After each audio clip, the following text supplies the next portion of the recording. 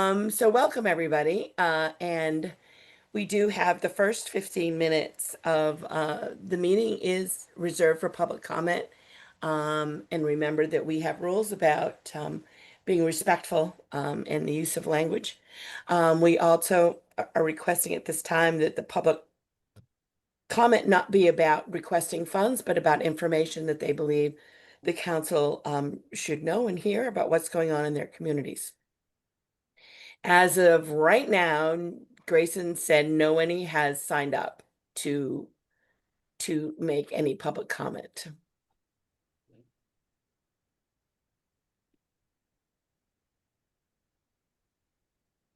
So I think what I may suggest is Chastity and I will talk about it, but we may want to put notices out to the peer recovery centers that we have this opportunity for people to make public comment during council meetings. We have what, 17 peer recovery centers, which have a huge connection to people with lived experience. And so let's get that message out to them about the public comment time.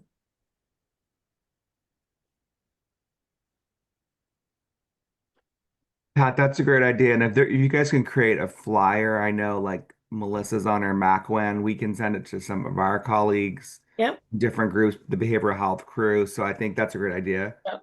And if there's info sheet, we can push that out to some people pretty easily. Yep. We may want to send it to the Alliance. Yeah. That would connect, would get people, would be peer recovery centers, would get people with lived experience. But if we send it to the Alliance, they would actually have providers and agencies that may want an opportunity to speak. So let's get that message out there and give people an opportunity to be part of this. All right. So if nothing else and no one is there, I am going to close public comment and proceed with the meeting. I will go through quickly the agenda for today. The agenda is that we will do the June minutes. I will give the chair will give a brief report. It says under there that I'm going to talk on the governor's summit, but I'm going to leave that to Chastity. Then we'll have committee reports, governance, finance, and program and grants, the executive director's report, the coordinator's report, any new business, and adjourn. Is there any other business that I didn't include in this review of the agenda that anyone wants to add? All right, if not, we will proceed. First of all, Chastity, welcome to your first meeting as the executive director. It was nice. I'm looking forward to it as well as the full council is looking forward to working with you. It was nice to see Mary yesterday. And if she's listening in, which I believe she is, I see her name here. Um, uh, I wish her well, and the council wishes her well, and so happy that she's still staying connected to us. All right, so that first item on the agenda is the review of the June minutes and a vote. You all received those minutes from in your email from Elizabeth. Is there any comments, concerns, corrections, deletions? If not, can I hear a motion that we accept the June minutes? I make a motion that we accept the June minutes. Thank you, Paul. Do I hear a second? Second. Joe seconded. Do I hear any comments? If not, Grayson, will you call the roll, please? Amber Pulsifer, Yes. Betsy Fitzgerald, Yes. Deb Poulin, Yes. Joe Everett, Yes. Liz Blackwell Moore, Yes. Melissa Hackett, Yes. Pat Kimball, Yes. Paul Vinsel, Yes. Tess Parks, Yes. Todd Brackett. Yes. Thank you. All right. All in favor, motion carried. Thank you very much. I don't have a lot to report, other than we do have 3 vacancies. I have heard that the Speaker of the House, President of the Senate, and the Governor have all um, asked individuals, but to my knowledge, they have not received the letter. So they have to receive the letter saying that they're being their name is being placed in nomination, and all know the routine. Then they have to be sworn in and so forth. So we're really truly hoping that by the August meeting, that we will be able to introduce 3 new members to them. One of them, and Chastity, do you remember the gentleman's name? Jamar, I'm blanking on his last name, the new executive director at Maine Reentry Network. So he was there at the session yesterday, and he said verbally that he has been asked to join the council, but again, he hasn't received his letter or sworn in. And Chastity and I talked briefly to him in regards to onboarding him and doing what we need to do to put him on there. I can share with you, again, the names aren't public yet, but I know that the other nominee is someone connected with um, harm reduction, which is really good to have someone on the council with that background. And the other nominee actually is someone from finance, which we can always use a finance person. Deb's so particularly again, and it's someone from the state, which means they're familiar with the those little paths that we all have to go through to get contracts out and over with. So we're looking forward to that. So that's where we are with vacancies. And you all know that um, Mary had been working with Chastity in onboarding her as executive director. And as the council chair, I sat in a couple of those meetings. And Chastity and I have set up a series of weekly meetings so we can make sure that Chastity has the support she needs in order to move forward. So I don't know if you have any questions of me, but that's all really that I have to report. All right, if not, we're going to move down to the agenda. We're going to move down to committee reports. We're going to start with Paul. Okay, Health I think we're going governance. to be a little bit longer than you were, Pat. First of all, I'm going to request that we approve the change to bylaws section 4.6 that we discussed at the last meeting. And it is included in the packet that was sent. Grayson, I'm wondering if you'd be able to put that that part on the screen here. So the governance committee voted, and we recommend that we amend the bylaws section 4.6 by eliminating the first sentence. You'll see it in red there. Public notice shall be given of all meetings of 3 or more council members. We felt that the next sentence is more important. Notice of all meetings should be made in such a manner to comply with Maine's FOA statute. And that the first sentence was really just more confusing than anything else. So before we have a vote, if anyone has any comments on that, and then after comments, actually, I guess I'll have to entertain a motion for a vote. Is that right, Pat? Correct. Okay.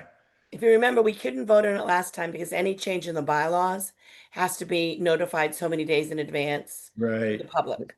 Right. So we reviewed it last time, talked about it, and now the public has had a chance to see it, so we're able to vote on it. I will Are there make that any motion.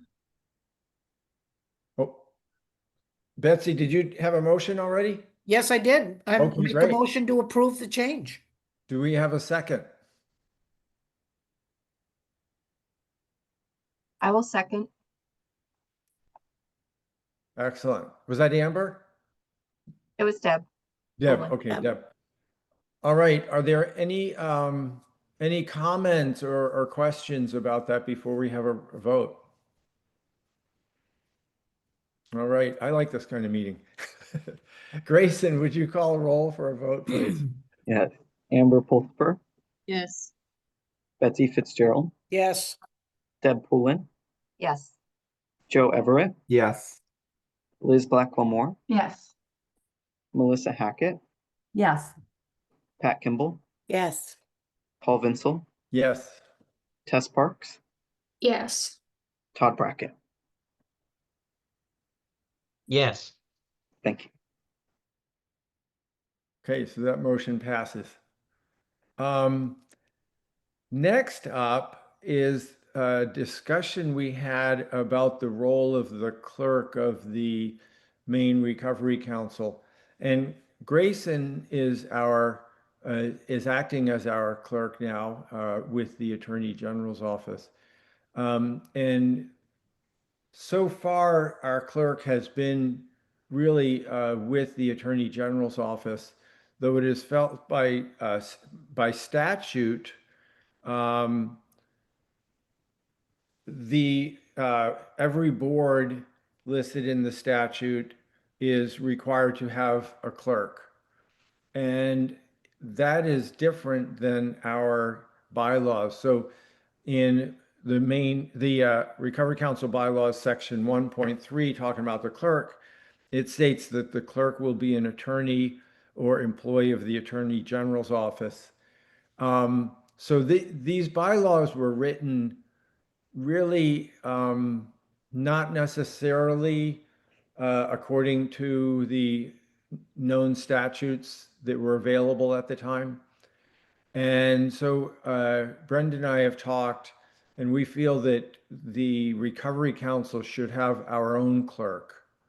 But in order to do that, we have to amend the bylaws. So Grayson, would you be able to put up the bylaws, section 1.3, where it talks about the clerk? I would share my screen, but Grayson understands that that is beyond my intellectual capabilities.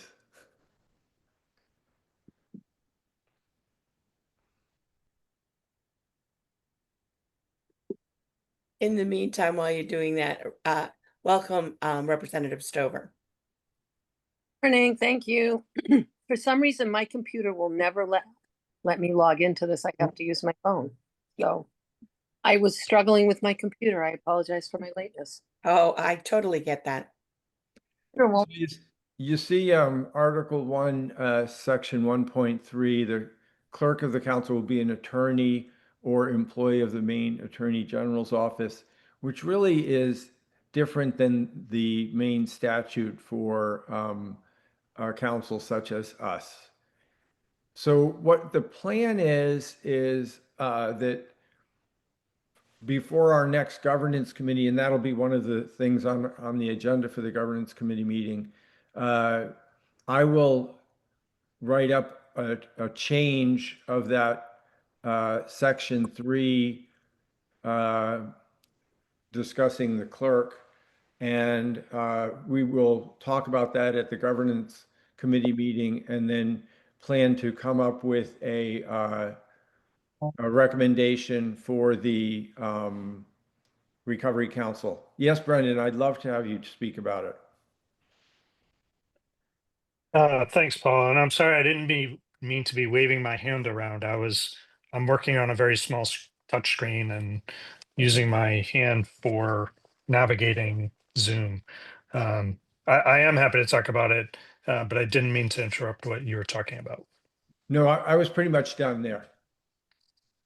So as Paul was describing, that there's a statute that requires the council to have a clerk. And essentially what it says is each board, and this counts as one of the boards that the statute is thinking of, shall appoint a clerk who is responsible for submitting reports to and responding to the Secretary of State and, as necessary, the Commissioner of Administrative and Financial Services. There's certain reports that have to be made to the Secretary of State's office. There's certain information about council members, such as the mailing address of the board and other information that Secretary of State's office, has in the past worked with us to provide. And the reports are about, the expenses of the meetings of the council and other information as well. The bylaws, when I sort of originally wrote them, we were in the act of setting up the council and um, doing what we could to get the council on its feet. So I took on the role of clerk as a way of helping the council move forward. And my recommendation at this point is that it makes sense for the council it makes sense for there to be somebody who is either a council member or who works for the council more directly, such as the executive director, to take on the clerk responsibilities. I think it's been fine that, this provision's been in there and that, we've been serving in that role for the council. But I think now that the council is maturing, it's, time for, I think, that role to transition to the council. So I plan to discuss that at the next governance committee meeting. Before I do so, are there any comments or questions? I guess the only thing that I would wonder about is the additional responsibilities if you're thinking about designating the executive director as the clerk. I don't know I don't know what the workload is, Right. but Betsy, the executive director has a considerable workload now, and I would hate to, add to it if there was another alternative.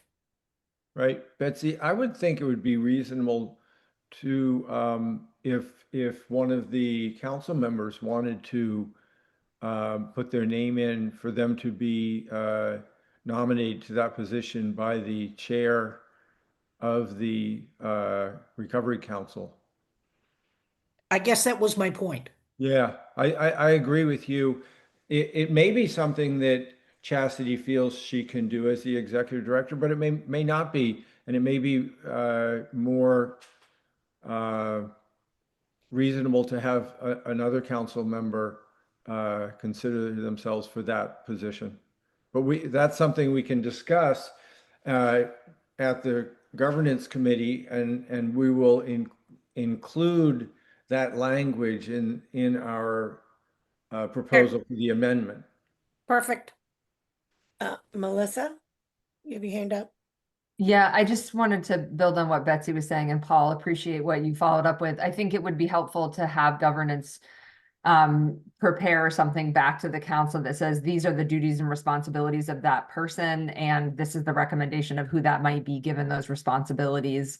And I think in the balance of that, thinking about what it would look like for the executive director to take that on versus another council member. I think it would be, there's some summary of the activities, but I think it would be helpful to have that laid out for us. Yeah. There's a clerk's manual that's put out by the Secretary of State's office, and Grayson, if you could send me a link to that, that would be wonderful. Absolutely. I would just add that this is also an opportunity to look at capacity. I think that adding it to anyone's job seems a lot, and we're all volunteers. So I think in governance, Paul, we can look at capacity of the council and what we need to actually do. Okay. All right, excellent. Good discussion. The next thing we talked about is planning the public forum, and we talked about that for a while, and we came up with a really interesting idea. We usually have it in December, uh, and I think it's reasonable to continue it in December.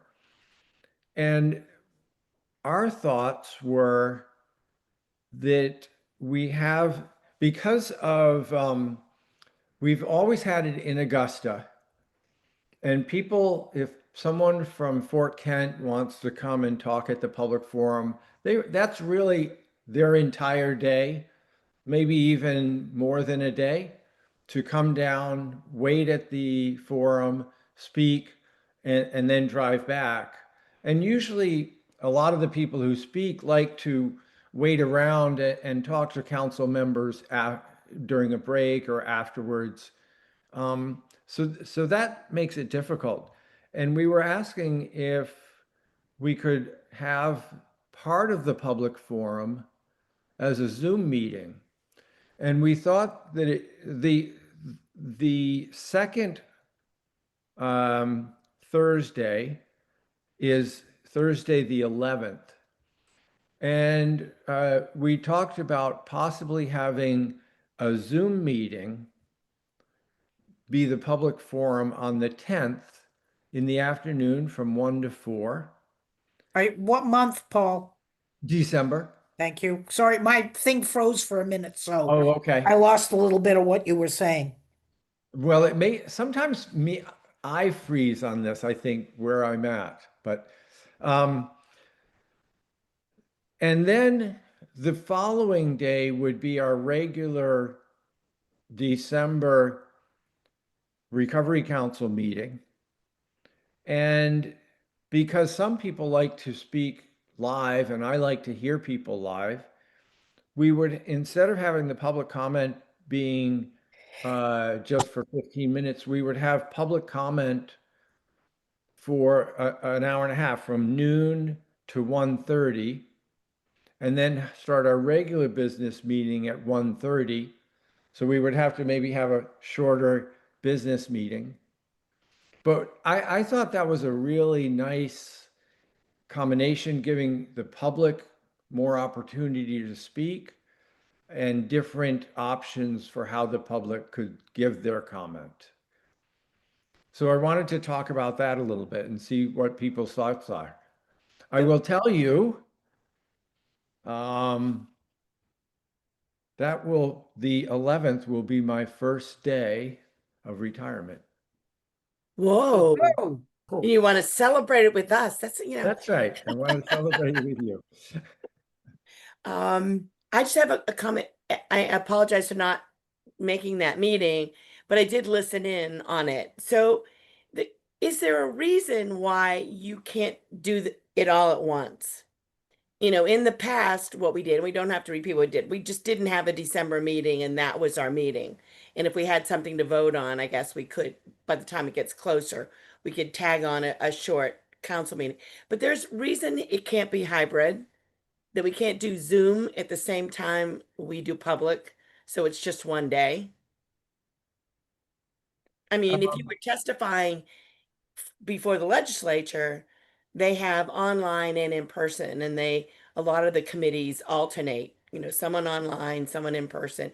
Is there a reason we can't do that?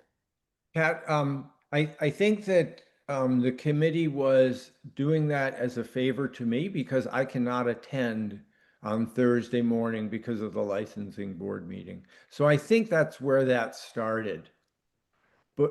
And like last year, I missed the licensing board meeting. I was really happy that I did, but it made it difficult for me at the licensing board.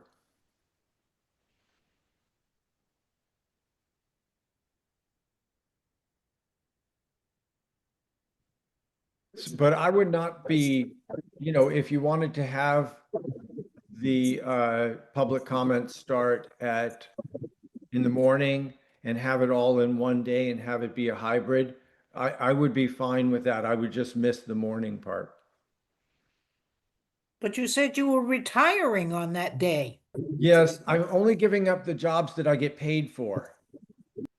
Okay, that We're gonna have a makes sense long to me talk, too. Paul. I've done that for several years now. It doesn't work. Todd, you had your hand up, and then Liz. Todd, you're muted, I think. Can you hear me now? Yes. I was just saying, I think Liz was ahead of me. I was just going to agree that it would be easier scheduling wise if it was all in one day. If the 11th doesn't work, I don't know why we're bound to that, other than that's our usual meeting date. I think if we advertise it ahead of time, maybe the 10th would work or something. Dr. Vinsel, if that was easier for you, just a suggestion, but I do like the idea of doing it all at once. Okay. And Liz? Yeah, I was wondering if I actually agree having it all in one day would be awesome. I'm also wondering if folks have thoughts on whether we're gonna have as much public comment as we normally do, given that we have open public comment each meeting and, we've only had one person, and maybe because it's about publicity and putting it out there. So I mean, I guess we can't know, but I think, the first time it was 6 hours, the second time it was 3 hours. Like, I'm wondering if we think it'll be perhaps less because we have regular opportunities. Yeah, I've thought about that, Liz, a little bit. The difference I find in the public comment period where that we have on December is that we kind of allow people to ask for money in that one. And the one that we have on the regular meeting, we ask them not to ask for money. So that might be different, but it also could be less because we've had our first grant application program go through. So there may be less comment because of that, or there could be more from people that were not able to get a grant from that. And is that the point of the public comment, to have people ask us for money? I guess I'm not sure what if is that part of what that open, I think we just weren't explicit about it in the past. Are we explicitly saying like, yes, you could ask for money this time? I mean, I guess I'm not sure.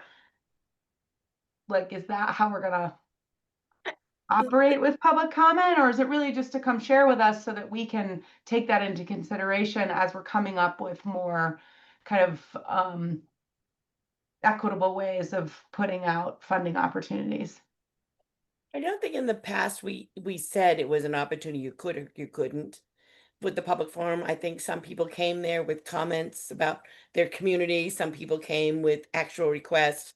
Some people came because the decision had been made or was about to be made in regards to the grant dollars.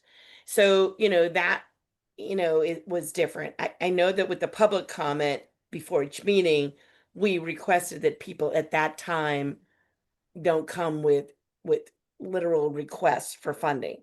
I think mostly because we don't currently have a policy or a path for people to do that, to ask for money, or even what do we do with the request once we get it? But I Mhm. think we always before with the public forum that we had, it was simply getting feedback from communities Mhm. in regards, where are you? Would you like to share with us, your concerns, what's going on in your community, and sort of listening. But we really didn't have any rules regarding it other than a time frame and be respectful. Right.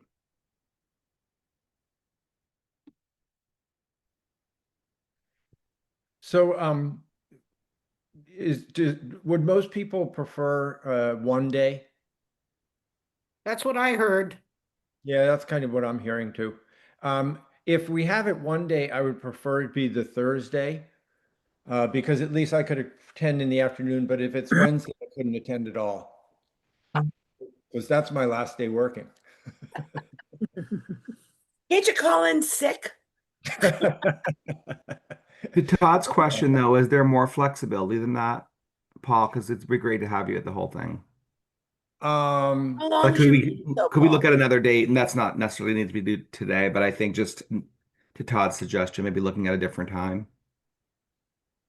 yeah, it would have to be, if we had it on a Friday, that would work for me. Or, you know, after the 11th, it could be a Monday, Tuesday, Wednesday. Just not Thursday. Well, it's the second Thursday of the month that I can't attend in the morning. If the committee would, we can take a poll and put a few dates out for people to see what works in December. Selfishly, I'm looking at this. I didn't even catch on. I'm going to see Andrew Bocelli that night. I'm not giving up Andrew Bocelli. Um, in Boston. So, we'll put out, some sort of doodle date and see what works for people. And I think if I hear the consensus, we do like a hybrid Zoom uh kind of thing. And what we'll do is we'll have it, we tried to leave it somewhat open-ended. So if we plan it for like 2 hours, but also at that time saying if you sign up by this, we won't turn you away, is what we did before. We said we're there from 1 to 3, and you have to sign up between 1 and 3. After 3, we won't take any signatures, but if you sign up and we haven't got to you, we will stay there and listen. That's what we did before. I think, Chastity, isn't that what we did? Yes. Yeah. So we can schedule it for like 2 hours if that looks good for people. And then again, if a whole lot of people show up, we'll continue it as long as people are standing there or until they lock us out of the building. A question I have would be really for maybe Grayson. In the past, we have had people sign up and they speak in person. And I assume that's how we're going to do it also for the in-person people. But how do we mix in the Zoom people? Or do we do it, the first 2 hours is in person, the second 2 hours is Zoom? I'm not sure how you mix those in. I would say that we could maybe do it similarly to how public comment is done at the meetings. Have people email in and have kind of a speaking list based on what time people put in their request. And then if somebody on Zoom requested to speak before somebody in person, it would just go in that order. Okay. All right, so that sounds great. Pat, if you would put in, Yep. figure out that doodle list. We had a couple other things. We talked about the needs assessment. So according to the bylaws, the Maine Recovery Council should do a needs assessment every 2 years. We discussed this, and the state of Maine, the governor's office has put out a Maine opioid response strategic plan 2022 to 2023 to 2025. I think we've all seen that. And in addition, the Recovery Council hired Dr. Kim Johnson. Gosh, it's going to be almost 2 years ago to do our initial needs assessment, and we think that went really well. The governance committee all felt that doing an in-depth needs assessment is way beyond the capacity of the council members themselves or the employees that we currently have. And we were thinking that maybe Pat could use her influence on Dr. Kim Johnson and see if she'd be willing to kind of do a new needs assessment with us as an update. We did throw you under the bus on that one, Pat. That's anytime I get to talk to Kim is fine with me. But the question really is, at this point, is is what is the needs of the council in regards to a needs assessment?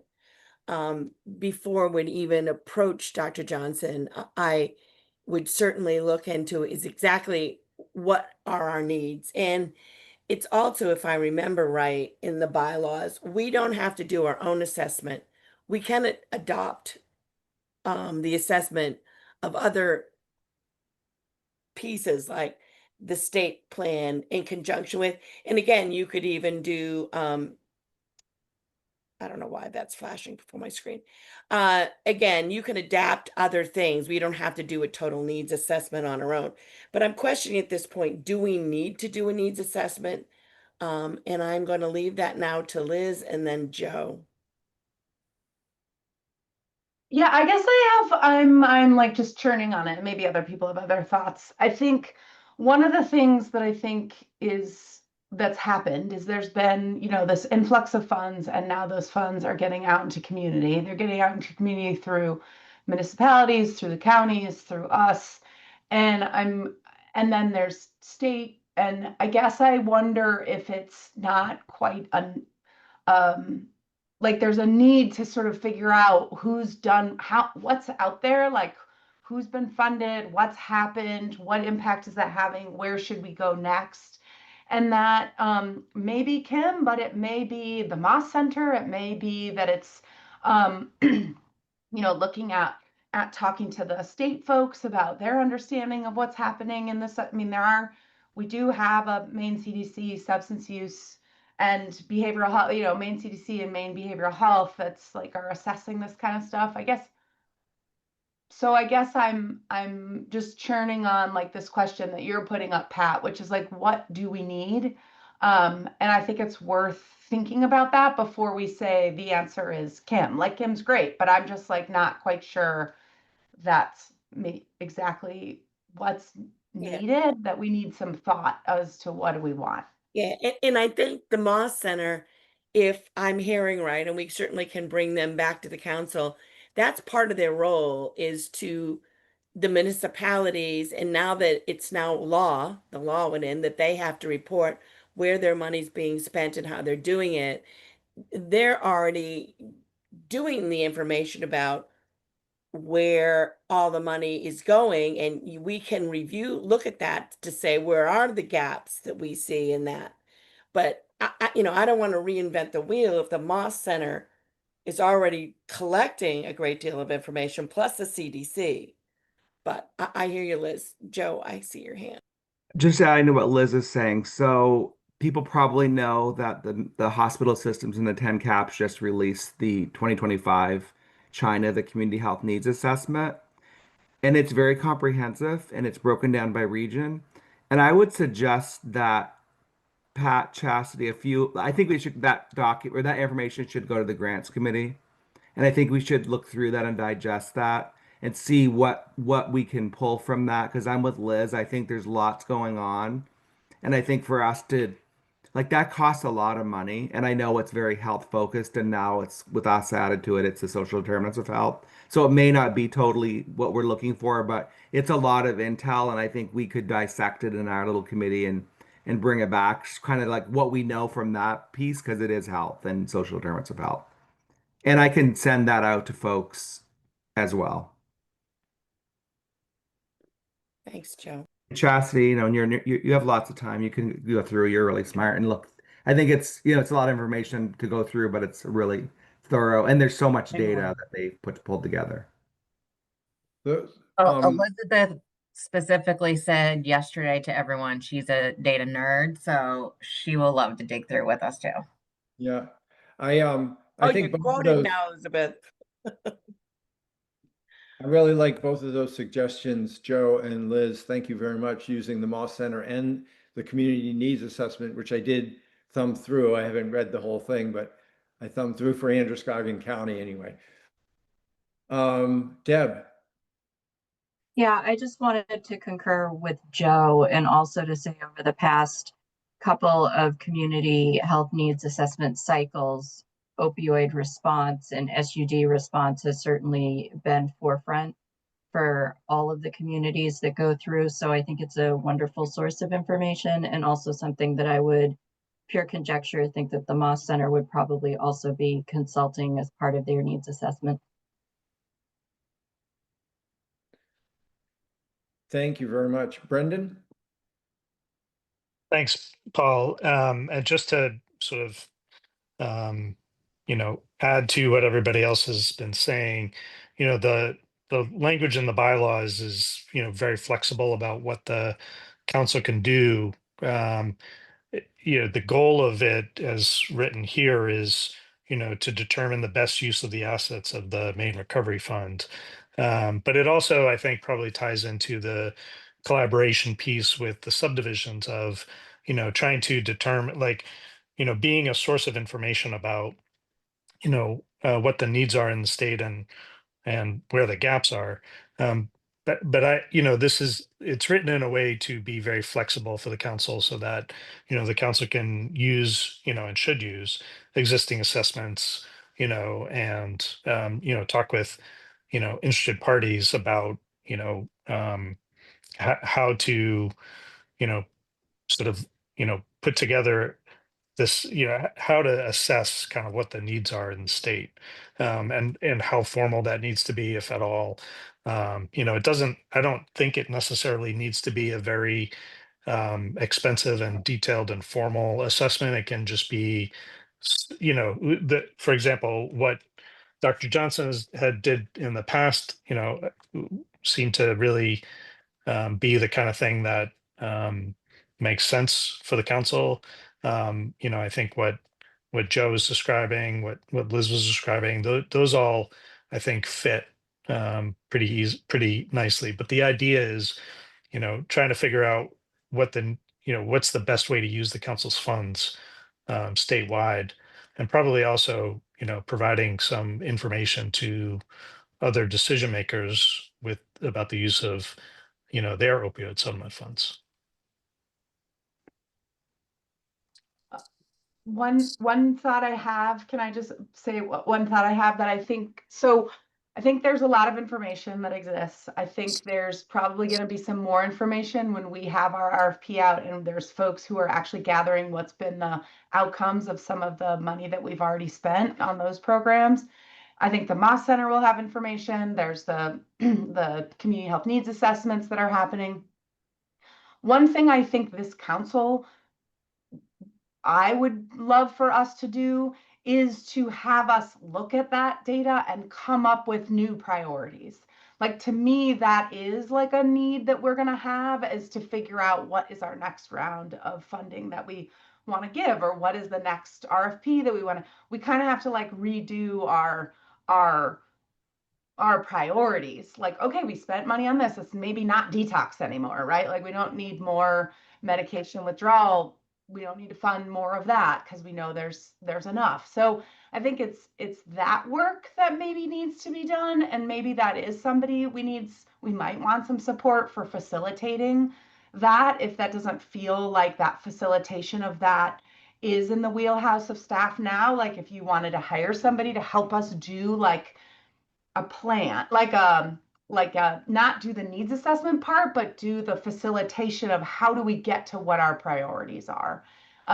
Because I do think I've been around enough of that really good sort of experience facilitation in that realm can help us all come to consensus on some clear priorities, and how are we now going to fund those priorities. I agree totally with that, Liz. Once we get the data, I think it'll be good to have the data that the Moss Center puts together, and then we can look at that, see what, and agree with you with the facility, look at that, see where the gaps are, and then decide what our priorities for our next funding cycle would be. I think that's a great idea. And I absolutely think that I agree totally. And just a reminder to everybody that for majority of the grant, minus the prevention piece, those are only 2-year grants. So in other words, we're already in year 1. So we have to look within the next year to figure out where our priorities are. and what we're going to do in that next round of grants. And I think that's important. I would also like to add in there that MeRap, Courtney Allen's group, last summer, I believe, extensively, Tess can probably speak on that more, went all over the state asking the public. So it's good to have the data, but the data that they collected that I saw was really about how communities perceive as need. And I think you have to add those into this mix, as well as what we know, evidence base and all of that. That study that they did, those public forums, I think also needs to be looked at and brought into the mix. Yeah, thanks for raising that, Pat. Last session, or sorry, I'm still in legislative time. Last summer, we have hosted 33 listening sessions across the state and heard from over 700 people with policy survey. And our main goal was just to hear directly from people that are living the impacts of the opioid crisis. And I agree, centering voices of lived experience and hearing anecdotally what they need is just as important as a public health professional doing a needs assessment. Because I think that can be very revealing where there's similarities in those perspectives, but also what's missing from the ground. Yesterday at the summit, Dr. Dasgupta, I don't know if I'm saying his name correctly, had a presentation in the afternoon, and he was talking a lot about how I think it's the age group 35 to 45 is seeing the highest death rate from opioids specifically.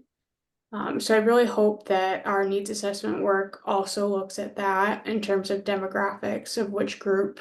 But encouragingly, it sounded like opioid overdoses for youth have dramatically decreased. And I think that's great. Thank you, Tess. I think that's a good idea too. We'll be looking at all sorts of data and anecdotal and, people with lived experience. That's really important. Okay, the last thing we talked about in the governance committee was executive session. Because one of the things when we surveyed grant application people, they felt that when we openly discussed the grants and our decision making, it was difficult for them. Sometimes it was just difficult for them to hear the things said publicly. So Pat had asked, could we do that in executive session? And if we look at the bylaws, and Grace, I'm wondering if you could bring up the bylaws, section 4.10.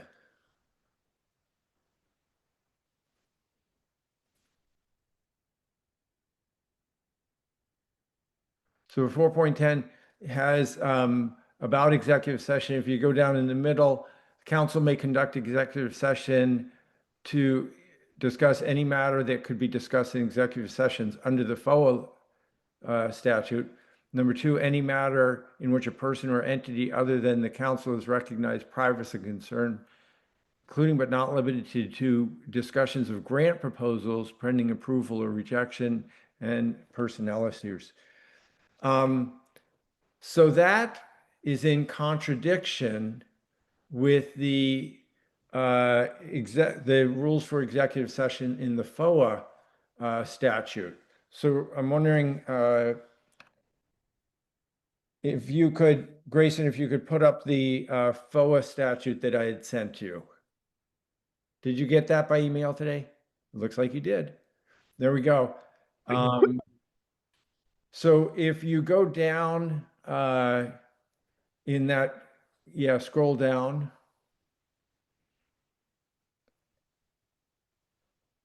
A little bit. Oh, just a minute. I think you're right there. Okay, go up a little bit. So so these letters, we need to see A. So you can go into executive session under the following things, and if you go through that, none of them talk about grant applications and decision-making on grants. So the FOA statute does not allow us to go into executive session to discuss grant applications and decisions on grants. I would argue with that, Paul. If you read the first one under 6A, paragraph, section 1, an Yeah. executive session may be held only if public discussion could be reasonably expected to damage the person's individual's reputation or the right to privacy would be violated. And I would argue that discussing grants definitely falls in that category right there, and I think we're fine. That's my personal opinion only, and I'm not a lawyer. Okay, thank you, Betsy. I Problem. appreciate that very much. And I concur with Betsy. If we look at our evaluations that we did with people, with the council members, with people who got grants, with people who didn't get grants, all of them said that it was painful and hurtful to have that be in public. And I can be pretty compromising, but I think whatever this council does, whether it's executive session, however we do it, we have to find a way to score those grants in a way that it's not done in a public light. It's, it's just not ethical the way we did it. And there must be a way to get around it. Well, there it is, right there. I mean, that is just, that's very clear. Just because the words, aren't specific to what Paul is referencing, and I understand that, it is the intent. And this intent is clear. And I see the lawyer hand up. I appreciate what Betsy's saying. The way I read that provision is that's discussing the context of an employment discussion. So that has to do with when, like, for example, this body is discussing or considering a variety of circumstances relating to the employment of an individual or a group of public officials, appointees, or employees of the body. So, like, I think it would be, a provision that applies, if the council is, the council's used this provision in, hiring its executive director and hiring its coordinator. I, just on my initial read, I don't think this would apply to grant making. But I definitely hear the concern. And the challenge is that the council was, when it was created to have all of its activities be public. It's different from other grant making that the state does because, as I understand it, so for example, and Deb, if you know information about this, feel free to correct me. I believe, for example, if if DHHS is giving out money, or if Department of Transportation or Education or whoever, because the council doesn't have to follow the typical RFP process that other state agencies follow, it doesn't get the benefit, the council does not get the benefit of a provision in those laws that permit certain parts of the RFP process to be confidential. I'm probably overstating things, but I will say, I mean, it's my understanding that in those RFP processes, certain parts of it can be confidential, maybe not forever, maybe not, absolutely. But that I think is the difference, is that FOA requires everything to be public unless there's a provision that says you can keep it private. And I think that's the big difference between how the council does things and how other parts of state government does things.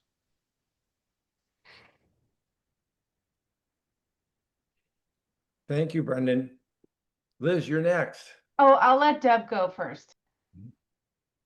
Yeah, I believe that you are correct, Brendan. I would, if the council is interested, there was a recent RFP process that we went through, and you're able to see on the procurement website for the state what becomes public versus what isn't, and what isn't public are the discussions. What is public are all of the written reasons why scores were given the way they were given, and the most recent is related to the crisis receiving centers for Androscoggin and Penobscot County, just to make it easier for you to find. It is public, but the public is privy to all of the reasons why scores were given the way they were given and what the rationale is. What remains, I don't know if you would want to call it confidential, but not public, are the deliberations and the discussions behind it. However, the documents that become public are intended to reflect the content of those discussions. So it's not that the content isn't ultimately public, it's just that it's not done live in the way that, for example, we have guests listening in right now. How that gets interpreted from a legal perspective, I can't speak to. Deb, would you be able to forward that to me? More for a personal interest, really. I can, because it is public. Okay, thanks. Thank you. And let me just thank you, Deb, for finding that. I appreciate that. And I think, as the council looks at that information and the state's existing process, I guess the question is, how it, like, to the extent people feel like this process isn't, it's too public, I think it would be helpful for the council to identify, like, what specifically is different about the process Deb described versus the way the council does things. I guess, Brendan, I think that were you at the meeting we had when we went through the evaluations from folks about the process? I think maybe you weren't there. I was not there, no. Okay, yeah. I think that, like, I had this, I think I had a visceral reaction to a lot of the comments that were made, and I think also I was seeing that others on the council were also feeling like there were a couple things that happened. One, I think I know for myself there were plenty of things that I didn't say during the process of reviewing because of the implications of saying some things about particular organizations out loud in a public sphere, what those would have on them and on me and on the process, that I think are maybe that's what that's intended for. Like, I'm not supposed to say those things, but they are things that I think are relevant to why we would want to ask more questions or have more information about something. So one, I think there's, like, people don't say things. And then two, I think we got information from the public that they were harmed by conversations that were had in out loud. And I think there were then and so I think it's worth us thinking about what is allowed and what can we do to have really good public process and not harm people, and have good process in which we can feel like we all understand who the organizations are, what they're saying they're going to do. Do we feel confident? I mean, I think what the biggest thing is, like, people said they could do things that I'm not sure they can do. And I think we should have those conversations out loud, but it's not about their abilities per se, but it's about, like, us saying to each other, like, is this possible for people to really, really be able to do all of that with this amount of funding and that?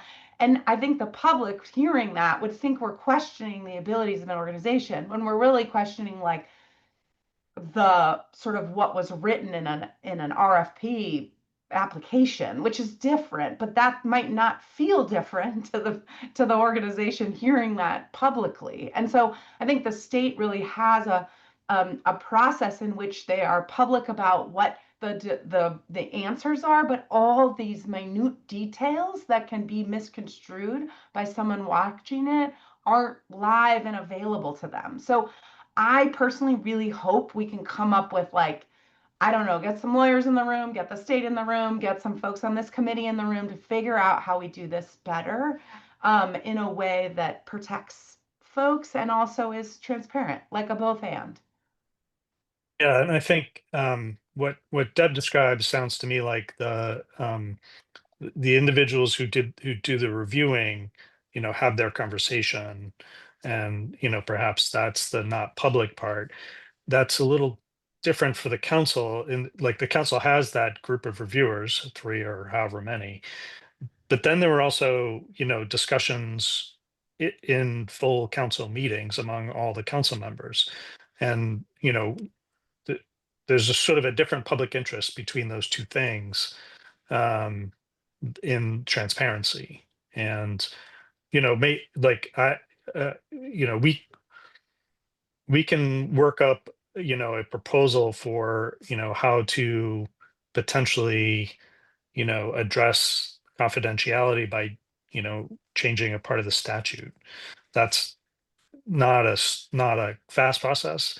But because FOA is a statute and it says everything has to be public except for things that by statute are not public, that's kind of why it has to be statutory, I think.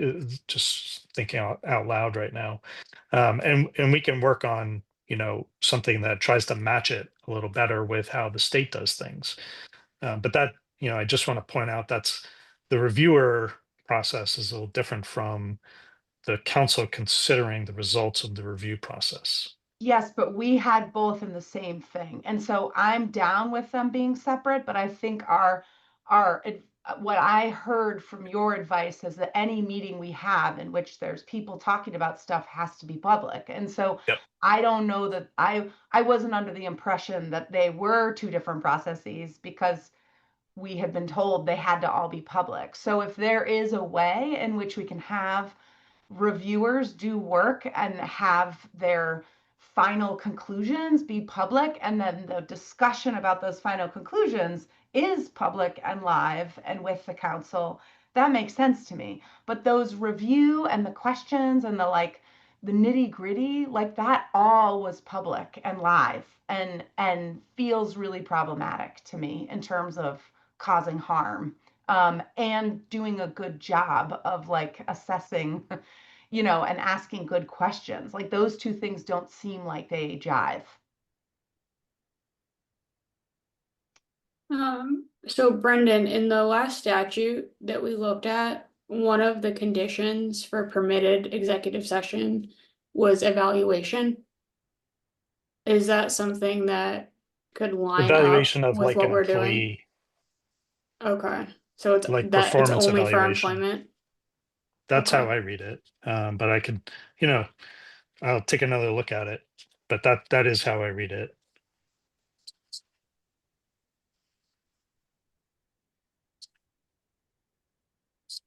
Okay, well, thank you very much, everyone, for the lively discussions. And Pat, I told you I would take more time than you did.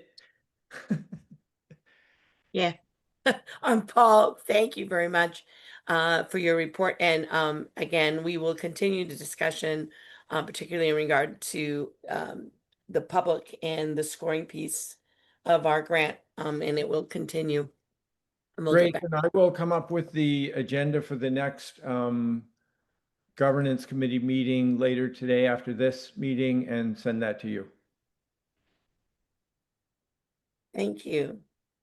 So the next two committee meetings, we know that finance nor program and grants met, but I'm going to ask that the chair of both those committees just briefly maybe talk about what the agenda looks like for their next meeting and when they will start. And I know that that will be brief, but again, I understand you didn't met. So I'm going to start with the finance committee and Deb. Yes, I'm happy to give an update. Grayson was kind enough to send me the documentation that I needed to review, which I have done. and am pleased to report that it all made sense except for one document. So I'm going to have a meeting prior to the actual finance meeting just to make sure that I fully understand.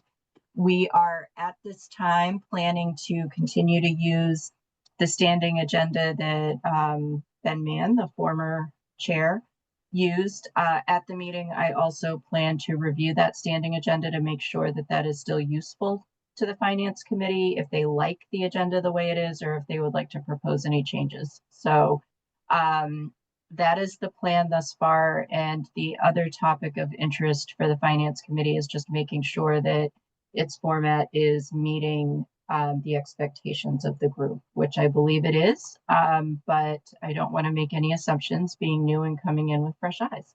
And our meeting is scheduled for the 18th, and we plan to continue the cadence that was already set. Also, just because people have that in their calendars, so rather than trying to find a new day and time, we're just keeping it as is. And I welcome any questions.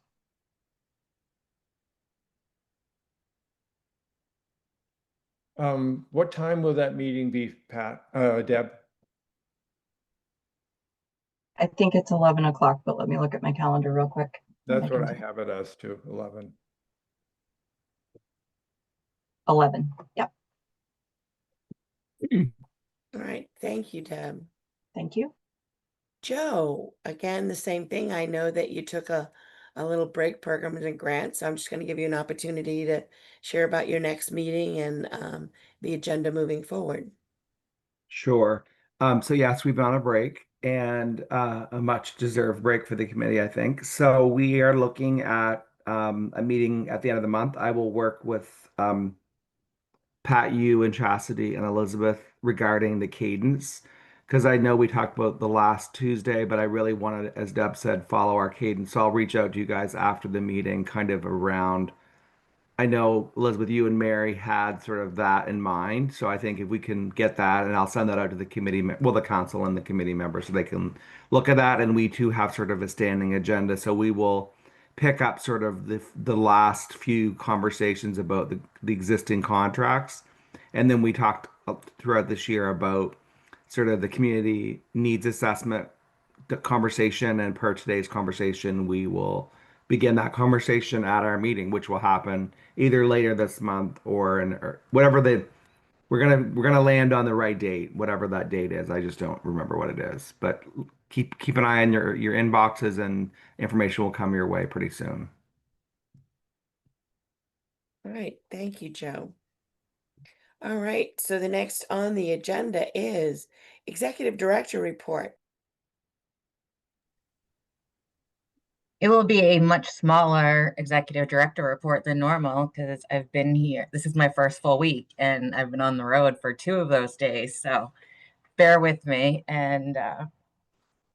But mostly it's talking about the last 2 days. On Wednesday, there were multiple council members and former council members who attended MeRAP's grand opening. And it was so good, like really, really good. Lots of news coverage. I'll send you guys all the article Courtney sent out this morning. A lot of really good coverage, like 150 people-ish, I think is what came. Like it was way more than I expected from all across the state.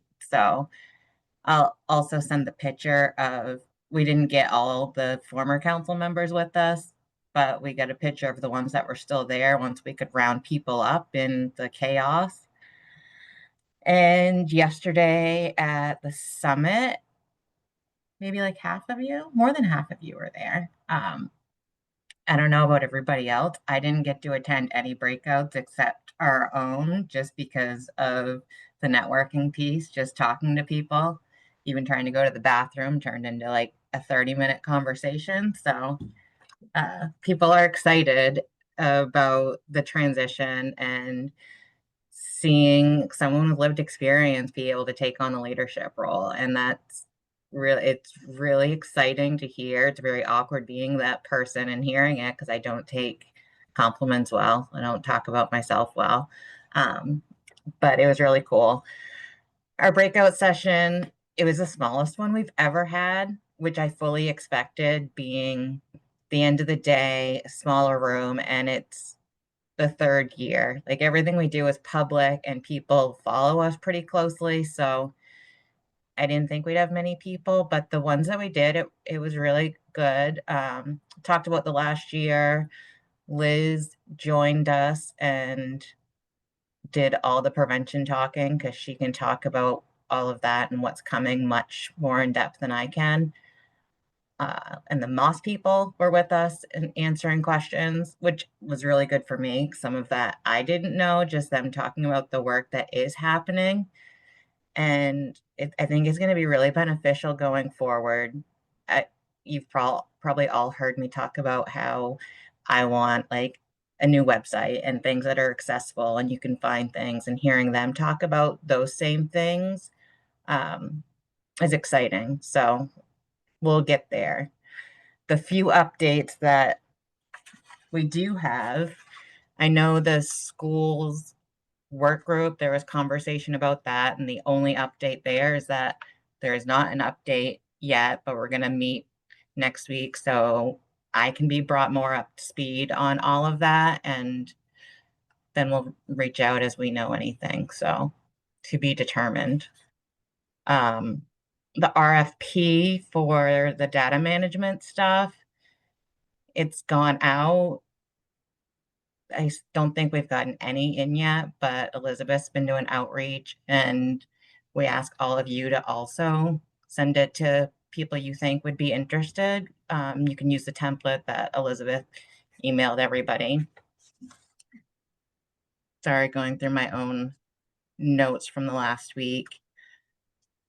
The CDC position for some of the prevention stuff, where we're going to give them money to house a position to do some of the prevention funding.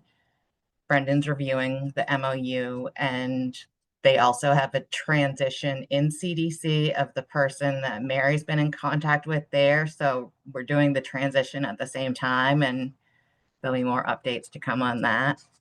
Everyone like transitioning all at once. So patience. Oh, the big thing that we need to discuss is with that RFP, we need to decide what the structure is to evaluate them when they come in and set up what that process is going to look like. Is program and grants going to take that on? Are we going to talk about that at the next meeting and bring it back? The RFP, what's the date on it? Is it the end of July? Yeah. So, Yeah, it's July 30th. so my understanding of the RFP is this is managing the grants. And so that's both the financial budget pieces that they will submit, plus the review of performance indicators. So my head goes to, is that a finance committee piece to review, or is that program of grants? Because it's sort of a hybrid of both. So I don't know how other people feel, or Chastity feels, where that should end up.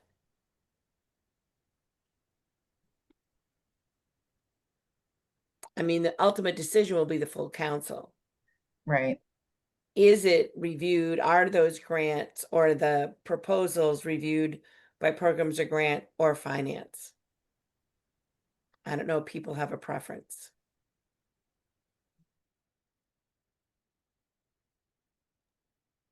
Yeah, Todd? go ahead. I'm just go ahead, Deb and Todd.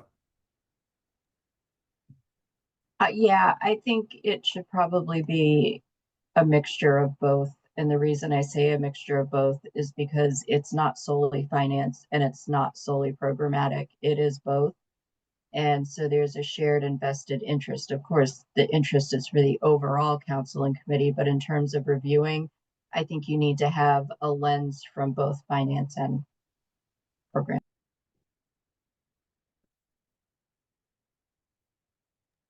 Todd? Can you hear me okay?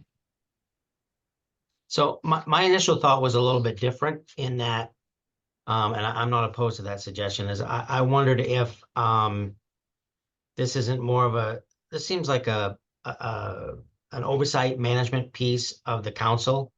How are we gonna manage the actual grants that are going out, reporting and effectiveness and all those things. It seems to me that that's more of an administrative discussion, perhaps, than a committee discussion at necessarily at grants or finance. That's just my thought. What we're looking for here is an organization to manage these grants for us, collect the information that based on the grants that we've awarded, um, and just monitor these as they go along. It seems to me that some combination of Chastity and Elizabeth and the officers could make some sort of recommendation around it. It seems more administrative than it does into the weeds programmatic as far as what the financial report will look like from a finance perspective, or what the actual grant looked like, as much as grants and programs had its fingers in that. That was just my initial thought. I could be way off base because I don't do this stuff. But it just seems more administrative to me. I think as you speak, I think maybe who reviews those is the executive committee, which would be the executive committee, which would be the officers for the council. Plus, there would also be Chastity and Elizabeth and everyone involved in that executive committee. So it sounds to me, it makes sense that along with our staff, we review those in executive committee. That makes sense to you, Chastity? Yeah, works for me. Holly, are you trying to raise your hand? I am, Go ahead. on this phone, I can't figure out how to raise my electronic hand. So my real hand, having done both issued grants and monitored grants at the state level, and now I write grants and I report on a lot of grants for two nonprofits. I think it's almost impossible to me that you can separate program out of finance, because they're really so closely, they really is, it's woven together, especially when it comes to performance. I mean, when you're reporting on your performance, it really is a balance. So that would just be my input, that I think that you have to include both. Which if you had the executive committee, Holly, that has the treasurer as well as the chair, the vice chair. So you'd have a combination in program. Joe, I think you're on there as at large, which would be program and grants. So I think that if you had the grants reviewed by executive committee and they bring their recommendation to who would get that contract to the full council, I think that would do it. That's great. So where I was at, and kind of I agree with what's been said, is that to what you just said, Holly, that it's hard to separate. So the finance and program and grants, and Deb, you and I and staff, we can and Pat can work on that. But I just am struck by, like, we're a small group. And if we have a joint committee meeting, it's everyone except three people. So I think we have to deliberate how we do business. There's 15 of us. So probably in this instance, Todd, Zach, I think what you suggest is a good idea, and where you're going, Pat. And then going forward, I agree that I think it's really hard to separate finance and programs and grants. And we can figure out a cadence to have a regular or an ad hoc come together. People can join. Um, but I like where we've gone. I think it's great. Yeah, and you're not going to get with this RFP what we did with the last one. You're not going to get thousands. You're not going to get hundreds. So I see Brendan has it. Yeah, just real quick, is the executive committee down a member? Is there a vice chair currently? It's Tess. Oh, okay, got it. Thanks. Yeah. I believe, don't get me wrong, I believe we voted on it at the last meeting. I missed. Okay. Great. Congratulations, Tess.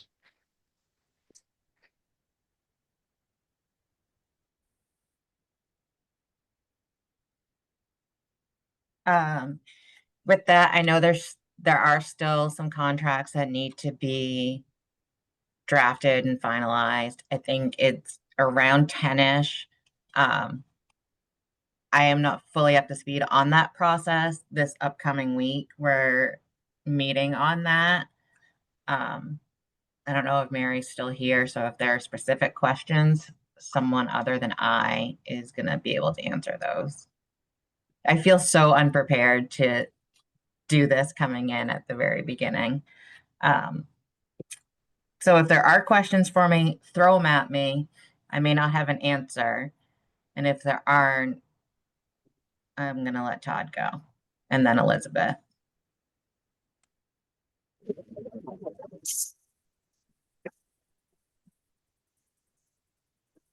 Can't hear you, Todd.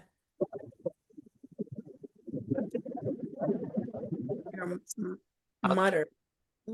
Better? Yeah. Sorry about that. I have microphone issues all the time. I don't know why. I was just procedurally, Chastity or Pat, were you looking for, do you need a motion?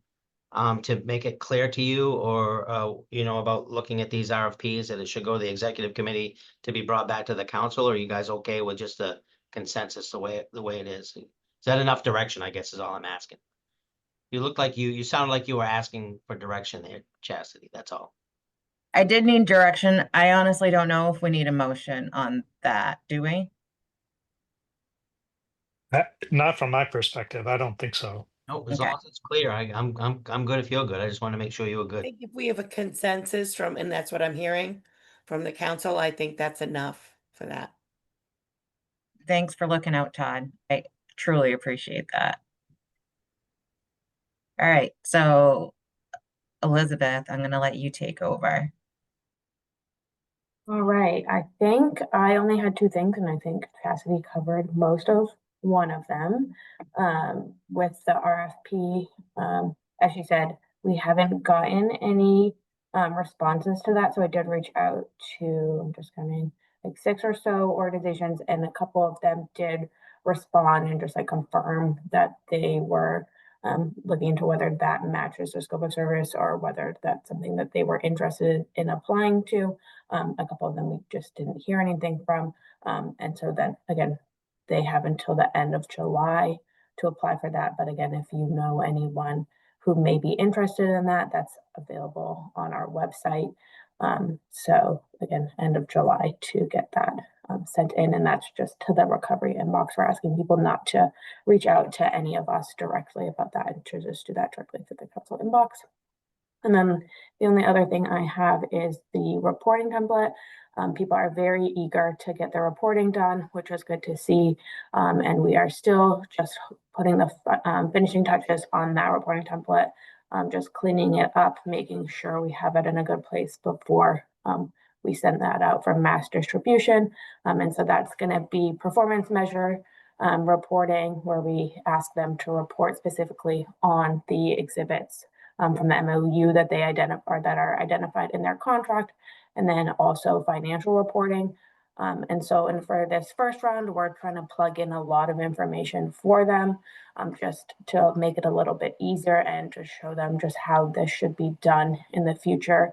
And so they'll identify the spending that they did in the first reporting period and their amount that they plan to spend and then their actual. And so we're pulling that in based on the budget that they submitted in their application. So that's just taking a bit of time to do that for each grantee, to make a personalized reporting template for each one of them based on their budget.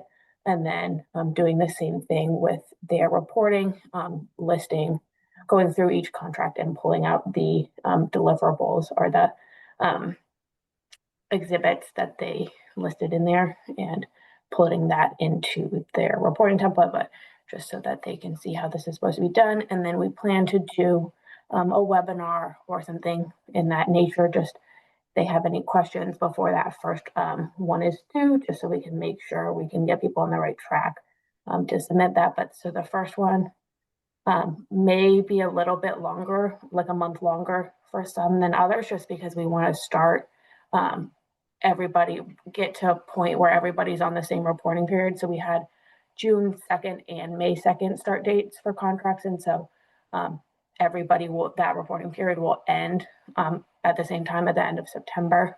But so for some people, that reporting period may be a month longer, just so that we don't, keep going forward and having people do 1 month slightly different, just to make it a little bit easier for everyone. But we're hoping to get that out soon, just because, again, we've had several inquiries about when that's going to be live, and we know for people it can be hard to backfill information. So the earlier we can get that out to people, the better. So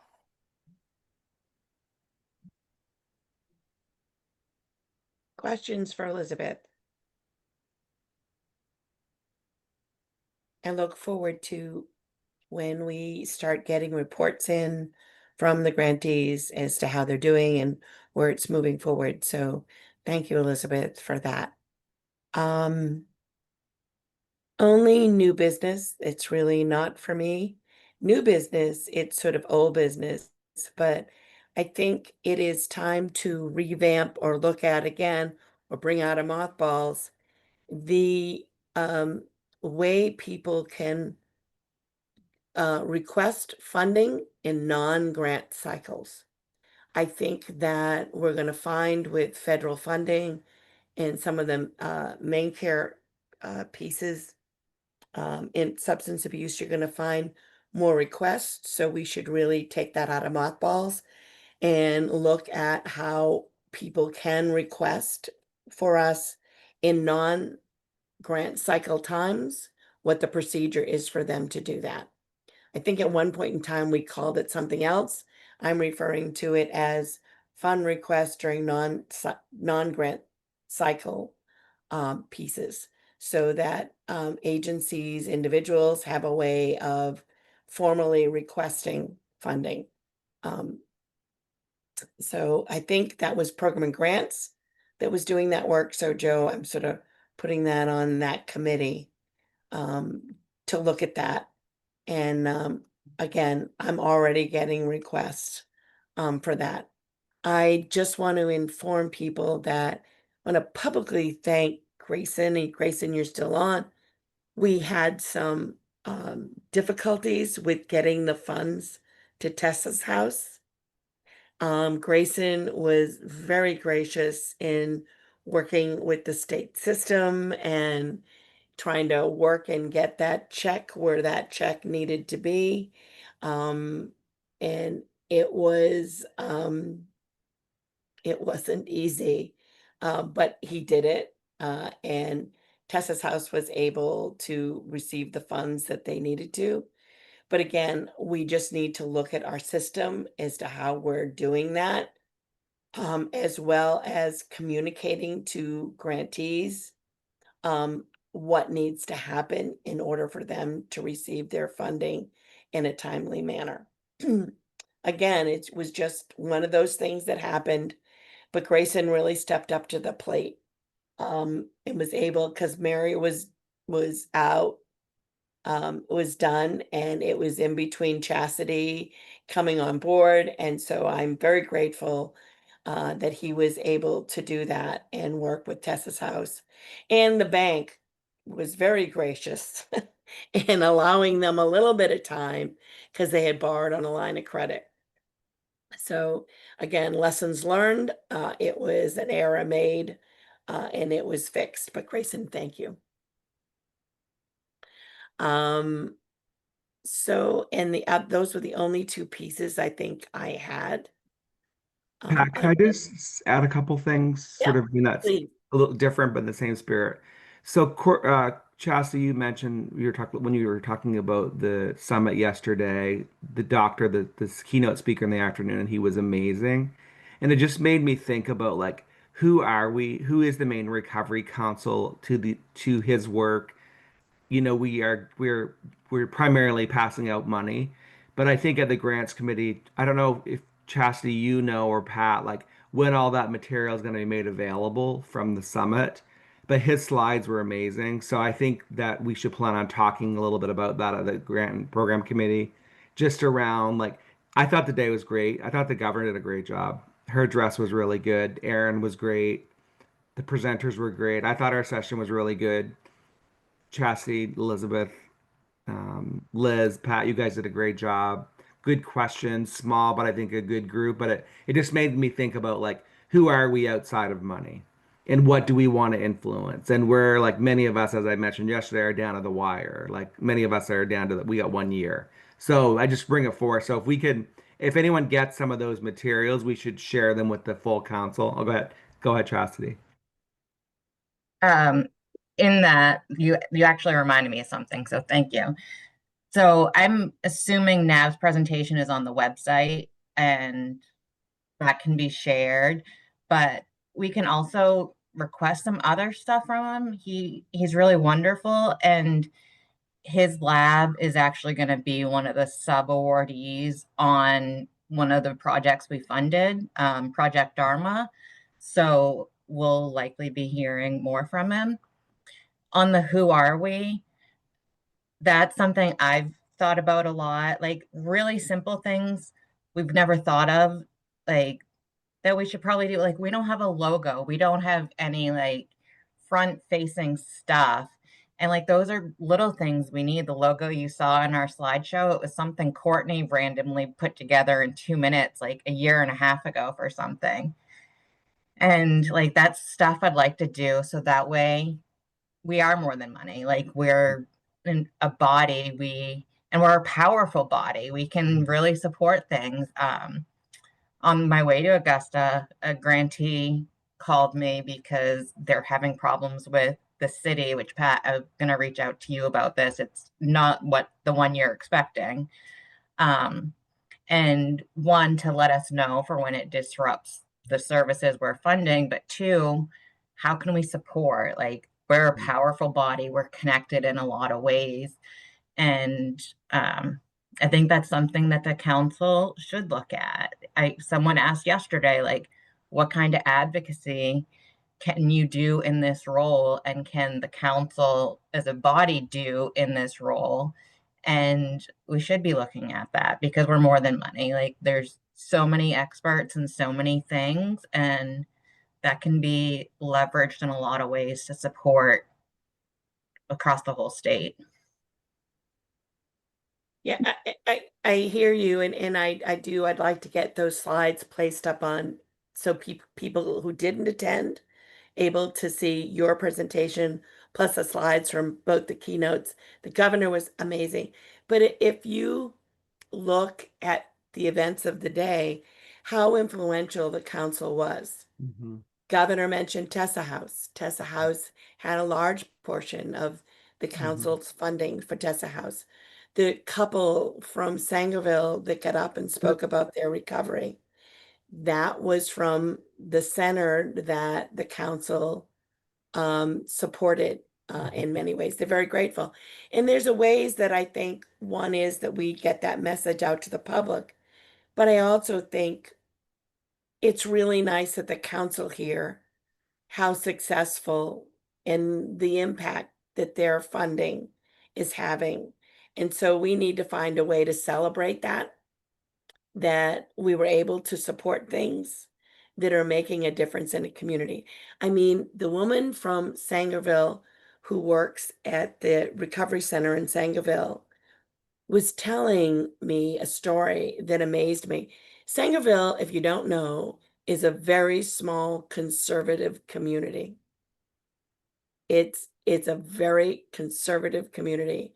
And she said she went to the store the other day and one of the selectmen came up to her and said, "You have no idea how your center is changing our community for the better." It was huge.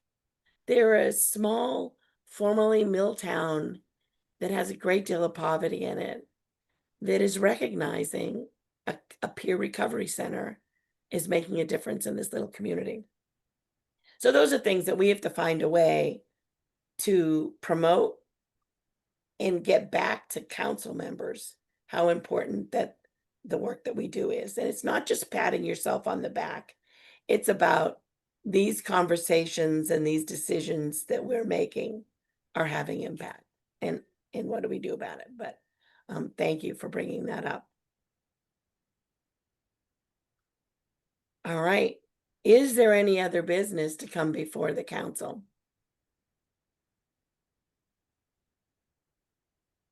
I do not see any hands, so we will end early. And I thank you all. I hope you all have a great weekend. Maybe there's some sun. There's sun now. Hopefully it will continue either way. Enjoy your weekend. Thank you for all the work that you do. And I will see you all either at council meetings or in sub-council meetings. So thank you very much. Thank Bye, you all. everyone. Cassidy, we'll Bye. talk Monday. Yes. Bye, all. Bye-bye.